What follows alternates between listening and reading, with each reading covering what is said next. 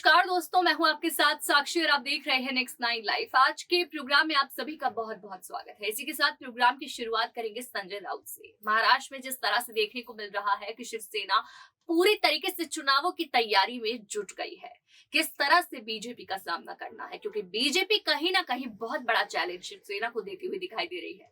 राज्यसभा चुनाव में हर किसी ने देख लिया था कि बीजेपी ने यानी बीजेपी से देवेंद्र फडणवीस ने किस तरह से शिवसेना को धूल चटा दी, किस तरह से 3 सीट लाकर, जहां शिवसेना को महाराष्ट्र में सिर्फ 1 सीट मिली। शिवसेना को समझ आ चुका है कि बीजेपी अब काफी स्ट्रांग होती दिखाई दे रही है और इसी बीच कहीं ना कहीं बीजेपी ने महाराष्ट्र में परचम लहराने की पूरी तैयारी कर ली है। जहां लगातार बीजेपी चुनावों की तैयारी कर रही है, वहीं लगातार शिवसेना की तैयारी भी पूरी है। लेकिन इसी बीच संजय राउत के बड़े बड़े बयान भी आते हैं। दरअसल आपको बता दें कि महाराष्ट्र के कई विधायक, जिनमें से आंकड़े आए हैं 34 विधायक गुजरात में जो है गुजरात के एक होटल में शामिल थे। लेकिन उस होटल में जिस तरह से शिवसेना के द्वारा उन्हें संपर्क किया गया, तो उनसे संपर्क नहीं हो पाया।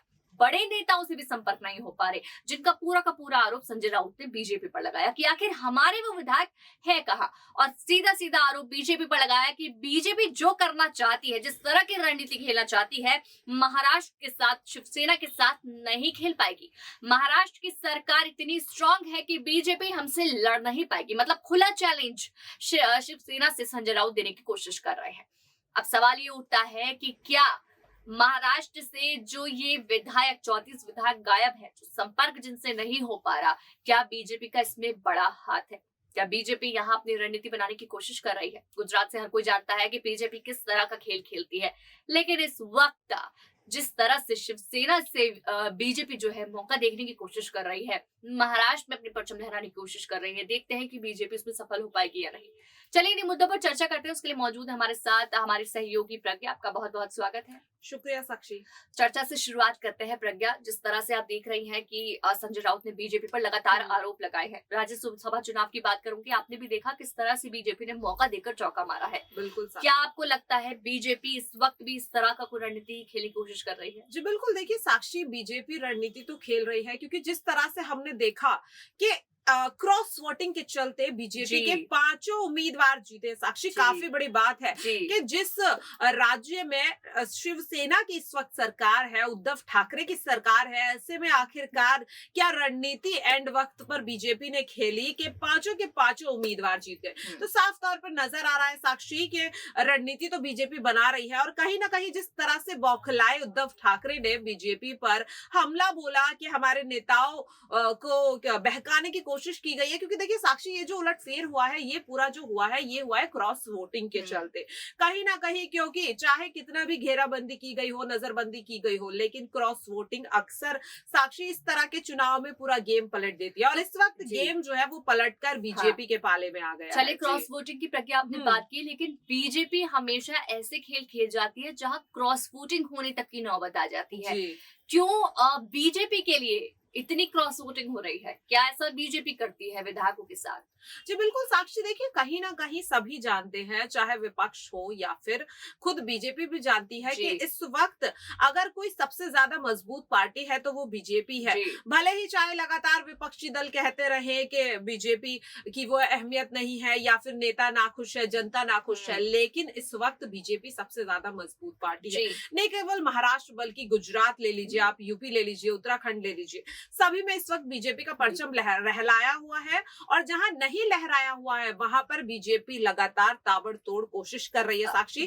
यही वजह है कि जिस तरीके से हमने देखा, और कहीं ना कहीं आने वाले चुनाव की साक्षी जैसे आपने बात की, तो जो शिवसेना का इस वक्त डर बना हुआ है, जिस तरह से संजय राउत ने बीजेपी पर हमला बोल दिया है आने वाले चुनाव को लेकर, तो कहीं ना कहीं साक्षी शिवसेना की बौखलाहट साफ दिख रही है कि जो इस वक्त आने वाले जो चुनाव में हुआ उससे कहीं ना कहीं बौखला गए, मतलब बौखलाहट दिखाई दे रही है संजय राउत के इस बीच कि बीजेपी कहीं ना कहीं राज्यसभा चुनाव में जिस तरह मौका देख लिया, आगे ना देख ले। राष्ट्रपति चुनाव, बहुत सारे चुनाव होने वाले हैं, 2024 के चुनाव है, 2023 के चुनाव है, बीजेपी मौका देखने की कोशिश कर रही है। और क्रॉस वोटिंग से तो बहुत ज्यादा डर चुके हैं। लेकिन इसी बीच आपने बात की कि बीजेपी को आप 5 राज्यों में देखिए किस तरह से परचम लहराया है बीजेपी ने। नहीं जो राज्यों में है वहां पर भी कोशिश कर रही है। पंजाब की बात करूंगी, क्यों पंजाब में बीजेपी कोशिश नहीं कर पा रही?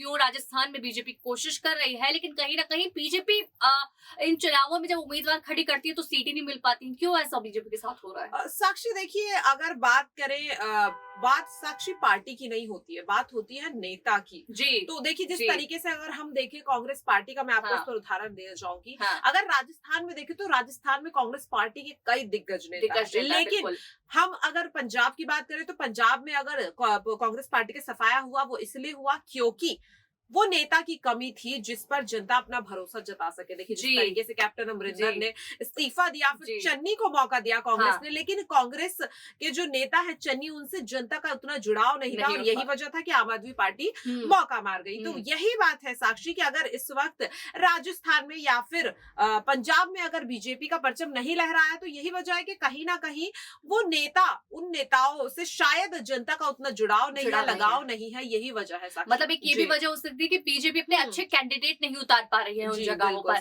क्योंकि कहीं ना कहीं राजस्थान में वो कैंडिडेट नहीं उतार पाई बीजेपी जो कांग्रेस के सामने स्ट्रांग पड़े और या कांग्रेस के सामने फीकी पड़ जाए, क्योंकि कांग्रेस ने बहुत अच्छे कैंडिडेट राजस्थान में उतार रखे हैं, वहीं आम आदमी पार्टी ने अच्छे कैंडिडेट पंजाब में उतार रखे हैं। तो बीजेपी कहीं ना कहीं वहां पीछे रही, महाराष्ट्र में कोशिश कर रही है। अभी भी यह देखने को मिला कि देवेंद्र फडणवीस बहुत स्ट्रॉन्ग कैंडिडेट है इस वक्त, जिस तरह उन्हें उम्मीदवार के तौर पर जिस तरह खड़ा किया, जीत देखी उन्होंने हासिल की वहां पर।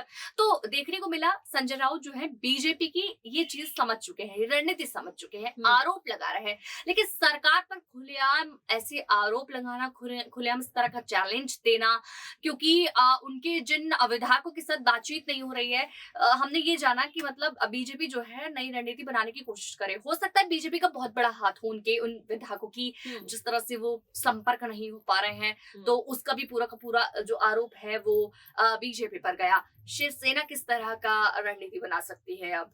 जी बिल्कुल, देखिए शिवसेना साक्षी रणनीति तो बनाएगी ही, क्योंकि देखिए इस वक्त अगर बात करें महाराष्ट्र की, तो महाराष्ट्र में शिवसेना की ही सरकार है। तो बीजेपी बिल्कुल भी ये ना समझे कि शिवसेना जो है वो एक कमजोर पार्टी है, बिल्कुल नहीं। देखिए एक लंबे दशक तक मैं कहूंगी शिवसेना का ही राज था, हालांकि बीच में कुछ वक्त के लिए बीजेपी को भी मौका मिला, बीजेपी ने भी वहां पर सत्ता पर राज किया, लेकिन शिवसेना जो है काफी मजबूत पार्टी है साक्षी। देखिए उद्धव ठाकरे हो या फिर जो बाला साहेब ठाकरे हो, इनका नाम है। आप ये देखिए कि महाराष्ट्र में इनको एक कहेंगे कि भगवान की तरह पूजा जाता है साक्षी, बाला साहेब ठाकरे को। तो जाहिर सी बात है कि शिवसेना जो है काफी मजबूत पार्टी है, लेकिन वही कह सकते हैं कि रणनीति की थोड़ी कमी थी, कहा जा सकता है, क्योंकि देखिए जिस तरीके से साक्षी बीजेपी ने क्रॉस वोटिंग का फायदा उठाया, अगर वही फायदा शिवसेना उठाती तो शायद फायदा शिवसेना को होता। तो वही है कि जब वक्त होता है उस वक्त पे पार्टी रणनीति बना नहीं पाती, कुछ कमी रह जाती है, और कहीं ना कहीं उसका फायदा विपक्ष उठा लेता है, जिस तरह से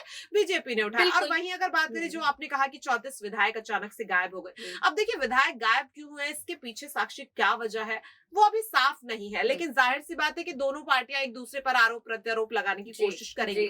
लेकिन जो 34 विधायक गायब हुए हैं अचानक से, साक्षी काफी बड़ी बात हो जाती है, क्योंकि देखिए यही विधायक होते हैं जो चुनाव में कौन सांसद बनेगा, किसको जीत मिलेगी, क्या होगा, यही फैसला करते हैं। तो देखिए काफी बड़ी बात है कि आखिरकार ये 34 विधायक, इन 34 विधायकों का समर्थन किस पार्टी को मिलता है, क्योंकि कहीं ना कहीं आने वाले चुनाव में इसका काफी बड़ा असर देखने को मिलेगा साक्षी जी। बिल्कुल असर देखने को मिलता है, जिस तरह से शिवसेना के सामने बीजेपी का अच्छा काम करने की कोशिश करे। देखिए शिवसेना से पहले बीजेपी ही थी, बीजेपी ने भी बहुत अच्छा काम किया। देवेंद्र फडणवीस की नवनीत राणा बहुत तारीफ करती हुई दिखाई दी, किस तरह से उन्होंने सरकार को लेकर सही मुद्दों पर चर्चा कर किस तरह से वहां पर महाराष्ट्र में अपनी सरकार बनाई थी। वहीं अब शिवसेना जो है पूरी कोशिश कर रही है, लेकिन कहीं ना कहीं देवेंद्र फडणवीस का चेहरा अगर शिवसेना के सामने उतरता है तो बहुत मुश्किल हो जाएगी शिवसेना को वहां पर चुनाव लड़ने की।